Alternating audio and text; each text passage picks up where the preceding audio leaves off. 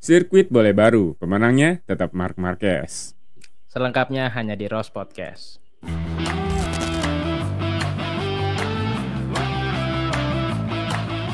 Halo teman-teman Rose Podcast, apa kabar kalian semua nih? Lama banget kita nggak berjumpa. Ada saya Aldi dan juga Adam. Betul, akhirnya kita kembali lagi di betul. podcast MotoGP kali ini. MotoGP, Setelah walaupun libur cukup lama. sedikit mundur nih kita jadwalnya untuk podcast ya Adam ya, tapi tidak Betul. menyurutkan semangat kita untuk tetap bahas nih yang lagi Semoga. Kitanya Karena sih nggak surut banyak urusan masing-masing ya kita ya. Betul, nih lagi seru banget nih ngelihat balapan di mana ini Marc Marquez lagi hot lagi nih Dam. Betul, mendominasi lagi, unbeaten lagi ya. Unbeaten berapa? 7 kali berturut-turut nih menang nih. Betul, apalagi di sprint tuh makin unbeaten lagi tuh. Betul. Oke. Langsung aja berarti kita menuju hasil sprint kali ya Dam ya. Hasil sprint boleh kita bahas sebelum kita bahas nilainya dulu dong berapa dong? Oh, nilai balap skor ya. 7 lah boleh Dam. 7 di sirkuit baru nih ya. Di sirkuit baru 7. Menurut aku balapannya 7,5 mungkin. 7 lah boleh lah karena sprintnya cukup seru. Karena ada crash juga ya, jadi acak-acakan. Iya, terus apalagi, sementara balapnya seru karena awal-awal Marquez agak ke belakang, jadi ada aksi lah. Betul. Bahkan kalau ngeliat aksinya lebih tinggi kali ya nilainya ya sebenarnya. Betul. Atau karena ada aksi 7,5 deh mungkin. Betul. Tapi sayangnya, ya. Apa tuh? Tapi apa tadi Dam? Lanjutin dulu dong. Apa tadi? Tapi apa tadi? Apa lupa kan sekarang ngomong apa? Langsung aja lah kita bahas ya. Sprintnya nih. Betul. Oke, ini dia sprintnya.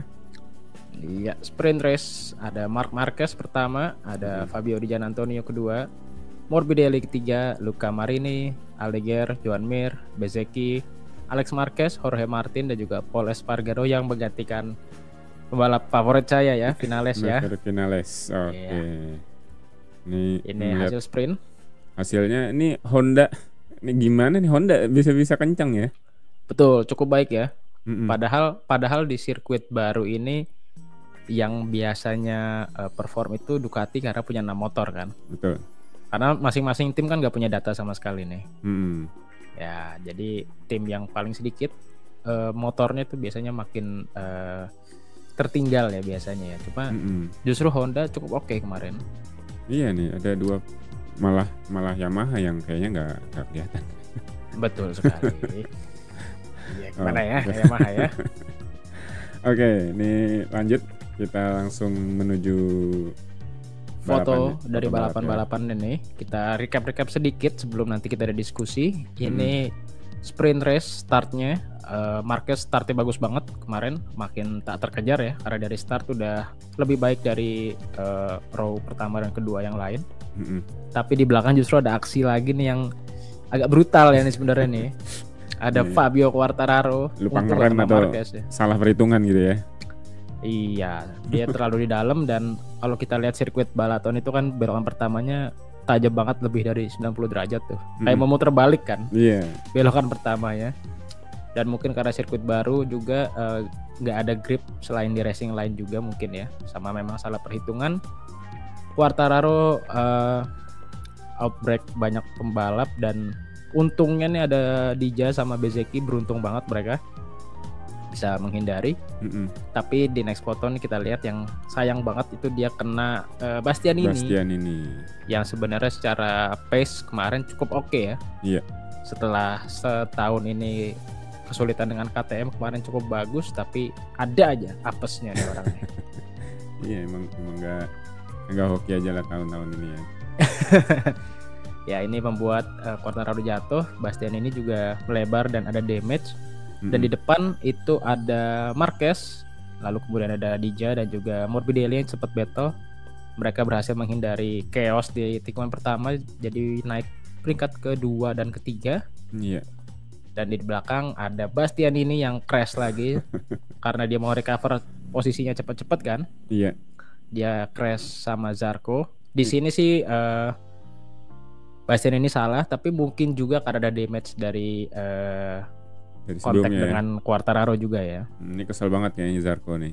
Ya, Quartararo pun juga di sini diinvestigasi dan terbukti bersalah. Dia dapat long lap penalti untuk main race-nya. Begitupun juga dengan Bastianini. Nah, di belakang dua VR46 ada Luca Marini yang kemarin oke banget. Iya. Karena dia menggunakan Honda ya. Menggunakan Honda bisa posisi 4.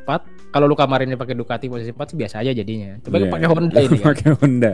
Motor yang entah berantah jarang banget muncul di permukaan ya, kecuali Zarco ya. Itu anomali juga cuacanya tapi. Terus Marini oke banget mengingat dia baru recover dari cedera di Suzuka kan.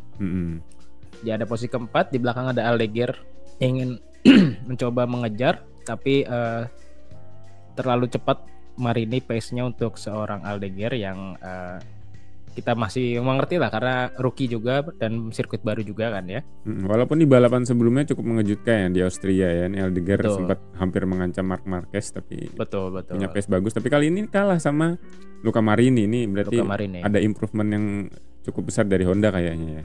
Dari Honda juga, dan untuk Aldeguer sebenarnya nggak masalah juga mengingat dia rookie kan. Ini hasil yang oke lah sebenarnya untuk Aldeguer juga ya. Dan di belakang nih ada Mir. Duo Honda nih cukup baik ya. Mir tumben banget gak jatuh ya. Biasanya ada aja tuh notifnya tuh. Mir crash gitu kan dan notifnya ya. Iya.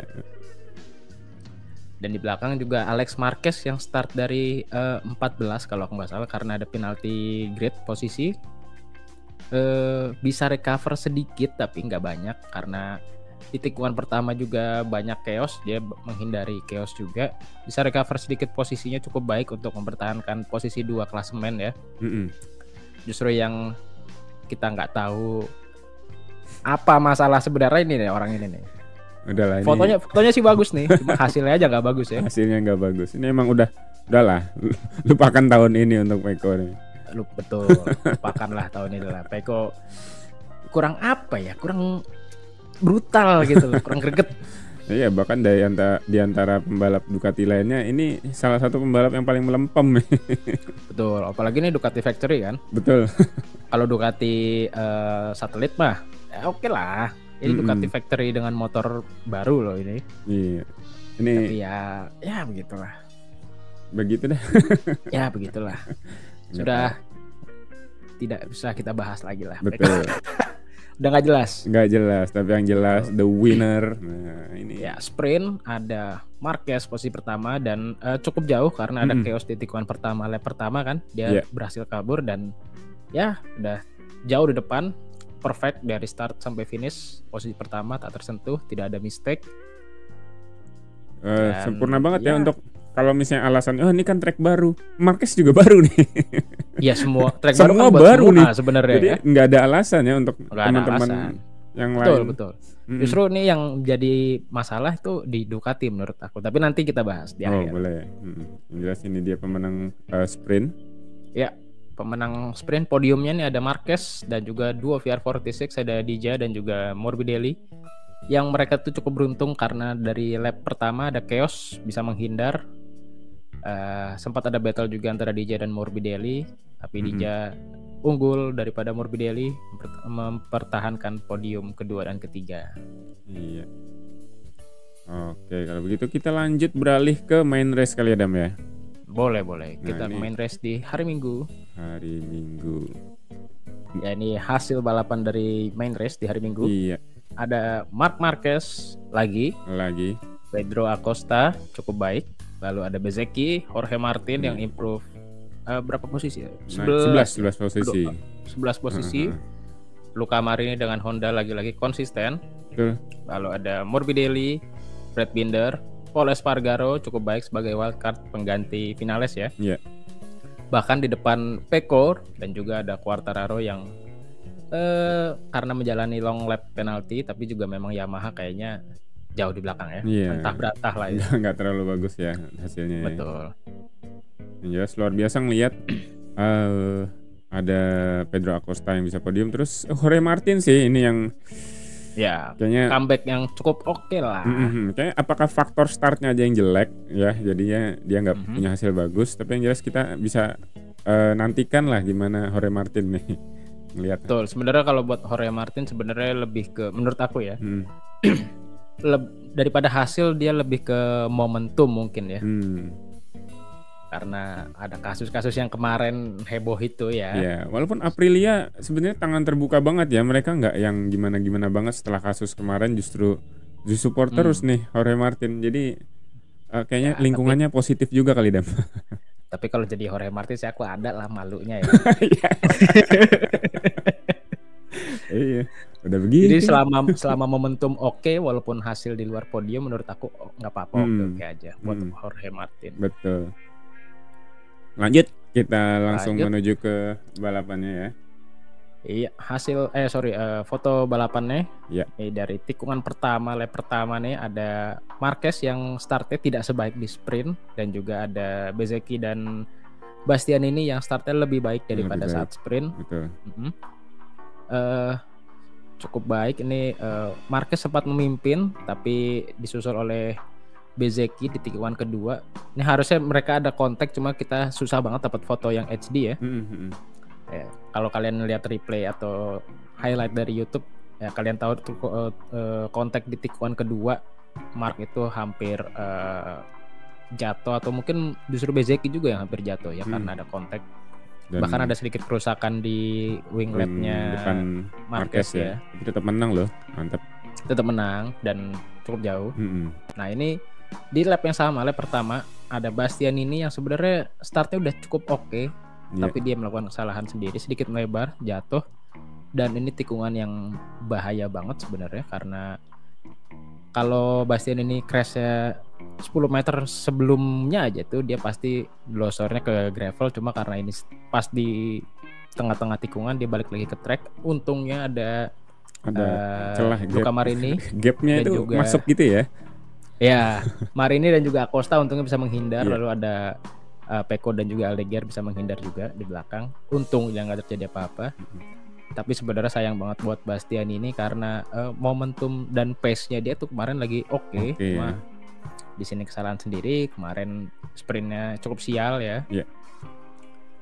Ya, dan ini ada Quartararo yang menjalani long lap penalty karena sebelumnya di sprint kan dia main bowling. Ya. Nah ini di depan setelah Marquez ada kontak dengan Bezzecchi, yang memimpin tuh jadi ada Bezzecchi dan juga ada Morbidelli di belakang disusul oleh Marquez, yang membuat race-nya cukup seru ya sebenarnya, karena Marquez sempat ke belakang dikit jadi ada aksi di depan. Betul. Kalau tanpa Marquez juga kayaknya nggak ada aksi-aksi ya. Dikit banget aksi-aksi. Iya. Minim lah. Kalau Marquez jauh di depan ya kita tahu kayak zaman Lorenzo zaman dulu lah. Leading dari start sampai finish nggak terkejar. Ya ada bagusnya lah ya di belakang. Jadi kita dapat tontonan lah. Walaupun pada akhirnya juga bakal hilang, kita tahu itu. Betul, tapi setidaknya ada yang kita tunggu lah. Betul. Marquez nyusulnya tuh pasti ada yang tunggu lah. Kapan gitu kan? Ya. Sama Bezzecchi juga cukup oke loh kemarin menghadapi serangan Marquez. Tapi ya walaupun sebenarnya Bezzecchi sendiri pun ngomong jadi sih pasrah aja sebenarnya. Kalau pas tahu Marquez mendekat. Tapi ya adalah tontonan sedikit yang cukup menarik. Masih ada perlawanan lah dari Bezzecchi ya, daripada disusul langsung hilang gitu kan. Iya betul. Nah ini salah satu aksi-aksinya ya di tikungan pertama tikungan pertama ya Dam ya. Tikungan pertama, tikungan kedua, dan juga tikungan ke-4 ya, karena kayaknya track ini banyak chicane-nya ya. Banyak chicane dan juga tikungannya tajam-tajam. Stop and go banget nih kayaknya hitungannya. Ada stop and go-nya, ada yang high speed juga. Cuma sekalinya stop and go dia kayak mau muter balik ya di belokan deh ya. Iya, makanya Bastianini juga bahaya banget. Banyak banget area-area yang track yang bisa nyosor ke tengah track itu kalau jatuh. Ya. Bahaya juga. Iya. Nah, ini momen yang dibalas sama Bezzecchi atau yang sudah nyusul sampai habis nih? Kalau yang ini yang pertama kalau aku nggak salah ya. Ini karena foto MotoGP itu susah nyari yang HD ya sebenarnya ya. Berarti ini sedikit overshot dari Marquez yang bisa dikembalin lagi oleh Bezzecchi ini ya sebenarnya. Ya. Dan di belakang nih ada Alex Marquez yang harus kehilangan poin setelah ada di top 10 sebelumnya kalau aku nggak salah. Dia crash di tikungan pertama. sayang sekali sebenarnya. Mungkin mental untuk juara dunianya atau rebutkan posisi 2-3 di klasemen belum sedewasa Marc Marquez ya. Nggak heran Marc Marquez 8 kali juara dunia. Betul. Sementara Alex Marquez hanya 2 kali. Sekali ya. apa? Moto3, Moto2 ya kalau nggak 2 kali berarti ya. 2 kali. Ya, mulai sedikit kehilangan momentumnya nih Alex Marquez. Berapa? 6 balapan terakhir berarti ya? Brno atau di mana? Udah nggak ada pengejaran lagi. Brno juga tuh. Dan sampai finish ya Marquez menang lagi. Yeah. Tidak sesempurna sprint, tapi justru memberikan tontonan yang lebih menarik ya. ini ya. Betul. Dan ini hasil balapnya, hasil podiumnya ada Marquez dan juga Acosta yang bisa menyusul Bezzecchi dan juga Morbidelli sebelumnya. Cukup menarik yang melihat Ducati tidak bilang tidak perform ya.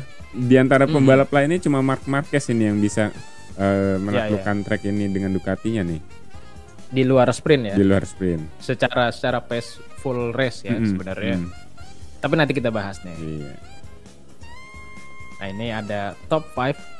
Ada 4 manufaktur, ada Ducati dengan Marquez, KTM dengan Acosta, lalu Aprilia ada Bezzecchi dan Martin, cukup konsisten dari kedua pembalap Aprilia.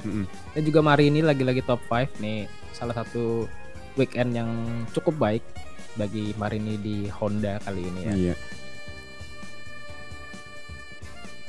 Nah ini poinnya membuat cukup jauh. Marc Marquez. Bukan cukup jauh banget ini. Ini bisa membuat bisa membuat Marc Marquez apalagi membuat Marc Marquez cepat ini. Dengan selisih poin segini Marquez bisa saja mengukuhkan gelar juara dunia di Misano ya. Misano kalau selisih poinnya berapa? 49 48 dari Alex. Berarti Alex harus ada crash dong, tapi mungkin itu nggak diinginkan. Itu dengan asumsi Alex nggak dapat poin. Tapi menurut aku realistisnya mungkin di 3-4 race weekend lagi menurut aku. Paling menarik kalau di Indonesia sih, Mandalika ya. Oh tuh ya, seru sih. Kalau Jepang udah pernah. Kalau di Mandalika sih seru sih. Jepang udah ya. Harapannya sih mungkin Mandalika lah. Pilih-pilih tempat lah Mandalika lah, gitu. Ya karena euforianya pasti di sini rame ya. Iya, dan langsung pesta pantai kan. Terus kalau kita lihat poin dari Alex Marquez, Pecco dan juga Bezzecchi, ini yang menarik justru ada posisi kedua.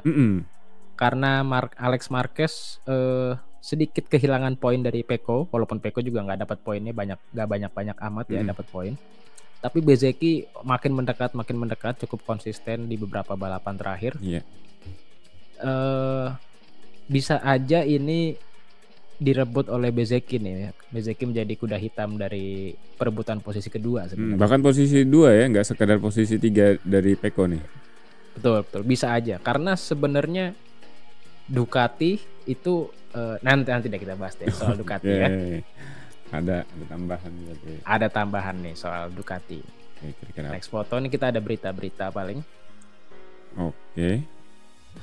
Apa nih? Ini Yamaha itu berencana debut V4 engine di Misano ya.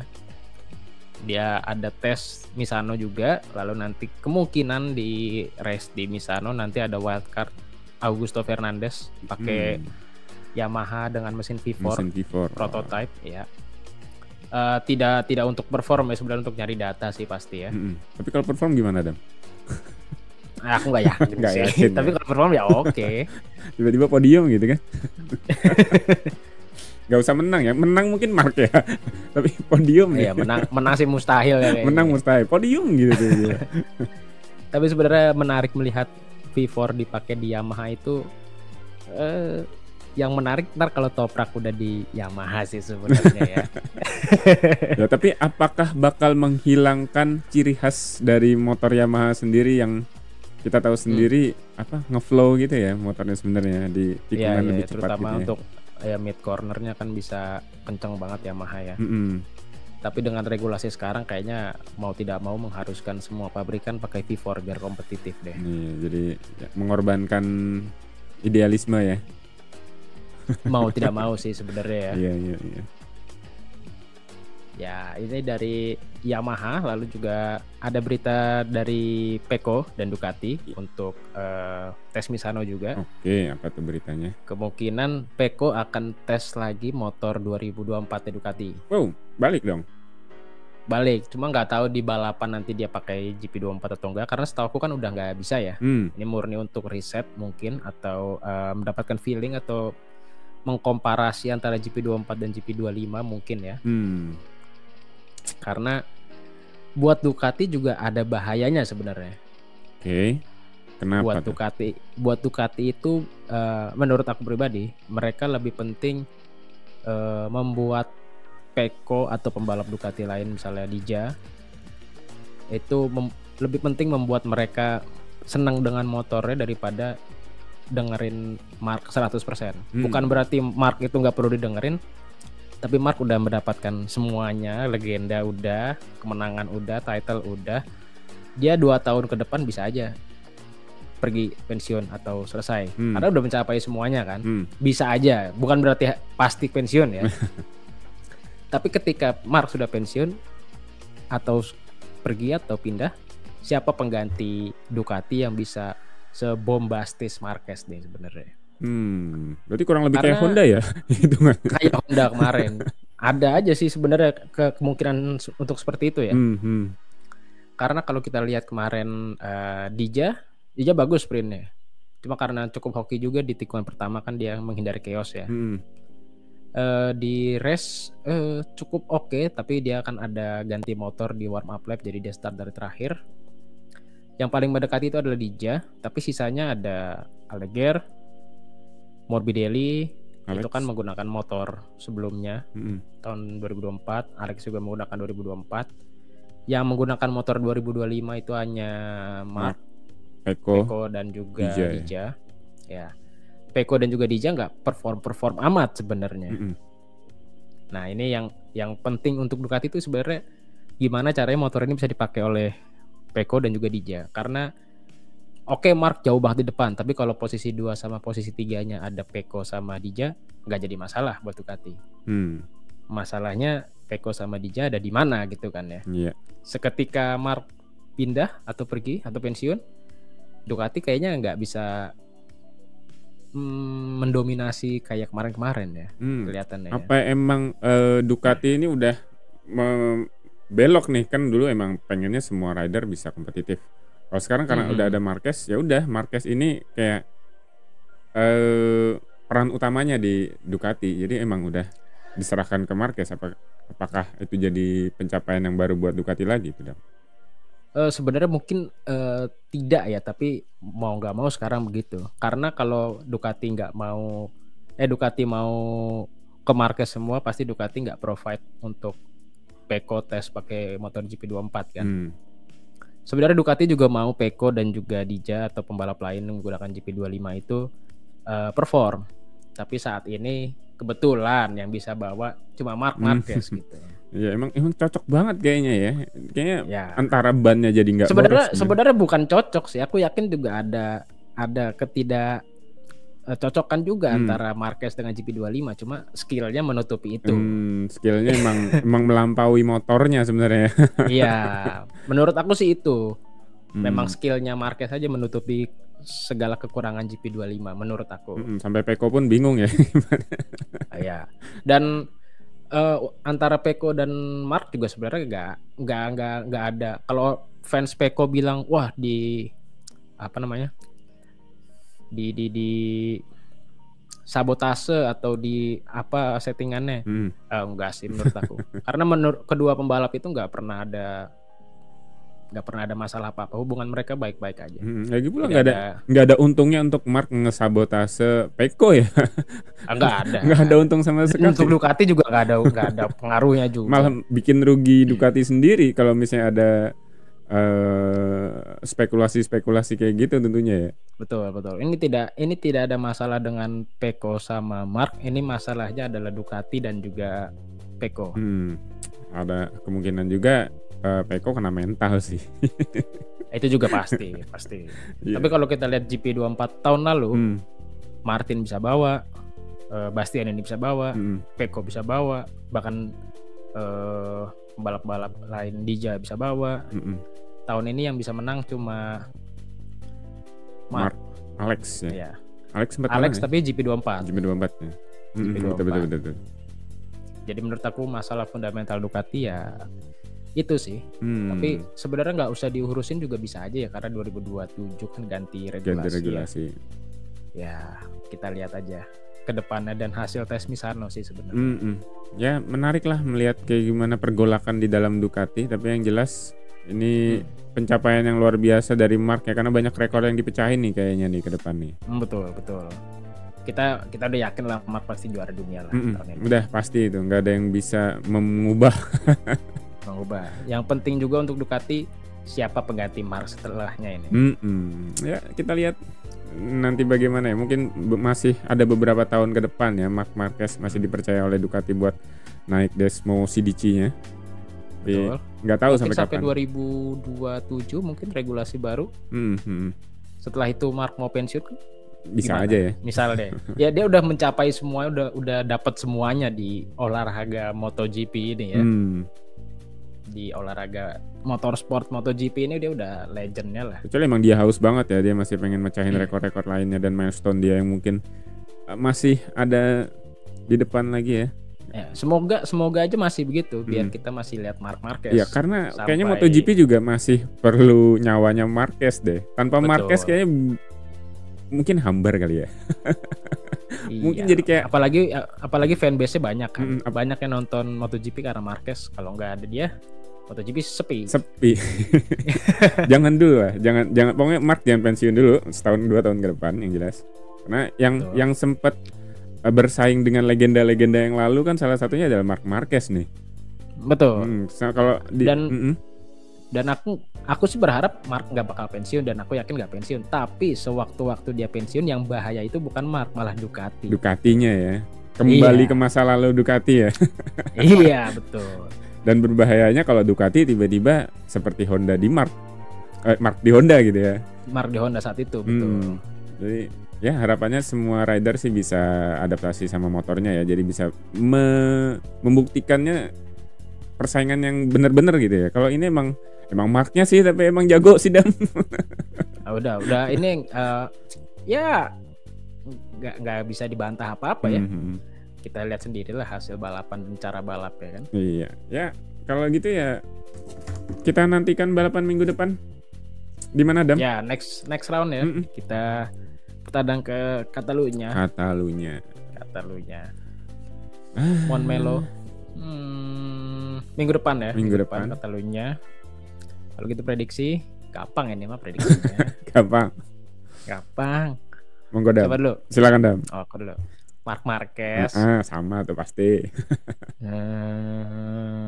Acosta, Alex Marquez. Oke, aku Marc Marquez, Bezzecchi. Oh iya juga, Aprilia bagus ya. Aprilia bagus. Catalunya ya. Sempet 1-2 ya finalis sama cepat. Alex Espargaro ya. Ya, bolehlah aku Jorge Martin. Iya, Jorge Martin juga bagus di situ ya. Kita coba, kita lihat. Nah, semoga biar ada perbedaan sedikit nih podium. Nah, teman-teman juga kalau misalnya punya prediksi siapa yang kira-kira bakal menang di Catalunya nanti, tulis prediksi kalian di kolom komentar. Betul. Untuk kalian juga yang mau bertanya soal MotoGP, F1 atau Superbike, kalian bisa tulis di kolom komentar. Atau mungkin kalian ada yang nggak setuju atau ada pertanyaan tentang statement kita tadi tentang Ducati atau Pecco atau Mark atau pembalap lain, boleh juga tulis di kolom komentar. Nanti kita bantu jawab atau bahas di next podcast. Betul banget. Makasih jadi sekali lagi untuk teman-teman yang sudah nontonin kita sampai menit ini ya. Dan juga makasih buat sponsor kita, ada Robas App yang selalu nge-support kita dari awal hingga hari ini. Terus terima kasih juga untuk sponsor kita, ada Speedway Sim Racing Lounge dan juga apa ya? Udah kayaknya Speedway tambahannya. Ya, jangan lupa juga nonton Robas FGT Series dan juga ada Merah Putih Cup nih. Iya betul. Mungkin kalian nonton sempat gak nih? Udah lewat kali ya. Tapi nonton aja deh Merah Putih Cup. Atau Robas FGT Series next round juga seru. Oke, kalau gitu teman-teman jangan lupa subscribe karena bentar lagi kita mencapai 1000 subscriber. 1000 subscriber. Terus Republic of Speed. Nantikan di episode berikutnya kita bakal obrolin lagi seputar balapan-balapan lainnya. Kami berdua Aldi Adam pamit. Bye bye. See you, bye bye.